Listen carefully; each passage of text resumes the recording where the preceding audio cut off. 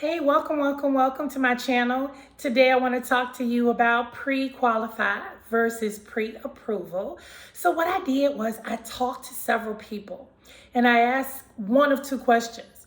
Question number one that I asked certain people was, what's the difference between pre-qualify and pre-approval? The other question that I asked another group of people, what comes to mind when you even think about pre-qualify and pre-approval? So some of the basic things that many people said, they said what comes to mind is buying a car, credit cards, home loans. Those were my most typical ones. But I had an individual that said to me, what comes to mind when they think of those things? Relationships.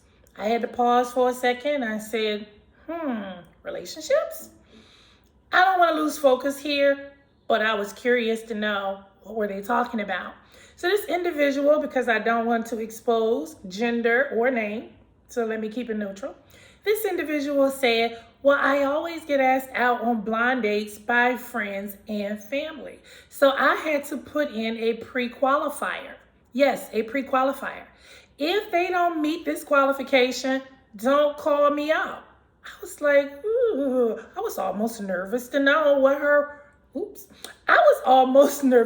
what this person's pre-qualifier was. And guess what it was? It was a prenup. I'm like, all dates lead to marriage and lead to prenups? Interesting. What this person said, well, if they aren't open to a prenup, then don't call me up.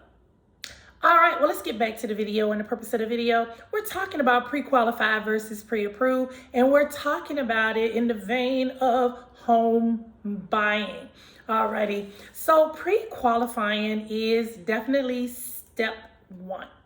So with pre-qualifying, they depend on you to self-report. So we're taking your financial information, we're taking your word for your credit score, and then we'll give you what you could possibly get for a loan.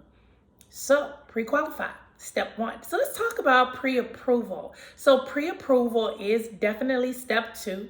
And guess what? We're not only taking your information, well, I shouldn't say the lender is not only taking your information, but they are verifying your financial information and your credit score. Once they verify those things, they come back with an amount that they are willing to back you on so that you can go out and start to look for a home. So what's the basic difference between pre-qualify and pre-approved? Well, I would say one, you give your word, and the other one, they're going to verify your word. But at the end of the day, folks, you are the CEO of yourself. Know your budget, know what you are willing to spend.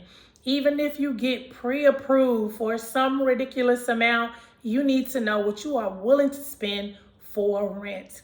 You ever need any help, have any questions, reach out. I'm here to help. Hey, leave your comments about what you think about when someone says pre-qualified versus pre-approved. And if it's relationships, what's your qualifier? All right. Don't forget to hit like, comment, and subscribe. Have a good day.